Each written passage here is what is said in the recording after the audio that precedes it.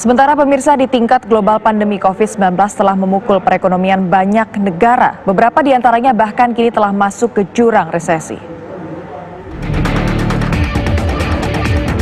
Sejumlah negara terseret masuk ke jurang resesi akibat pandemi COVID-19.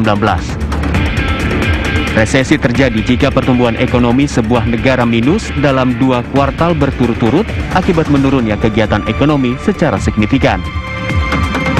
Setidaknya ada 8 negara yang kini telah mengalami resesi.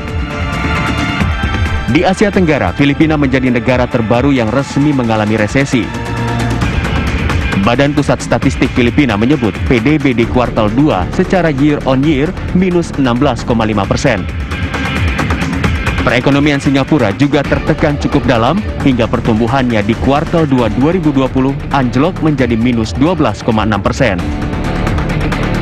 Jerman telah melaporkan pertumbuhan ekonomi minus 10,1% di kuartal 2 dan merupakan yang terendah sejak Kantor Statistik Federal Jerman mengumpulkan data pertumbuhan ekonomi per kuartal di tahun 1970.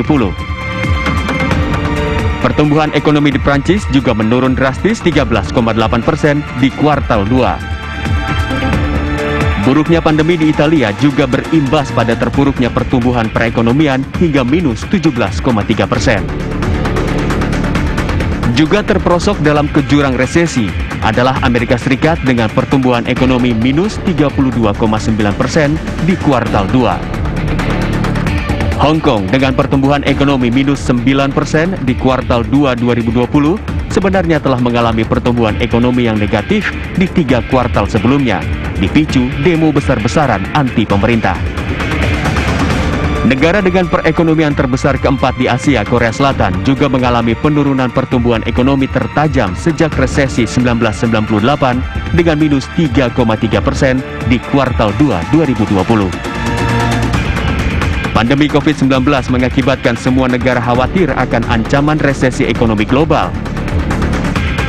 Dana Moneter Internasional juga telah memproyeksikan kerugian perekonomian global akibat pandemi virus corona yang bisa mencapai 12 triliun dolar atau sekitar 168.000 triliun rupiah. 95% negara di dunia diperkirakan mengalami kontraksi, termasuk Indonesia.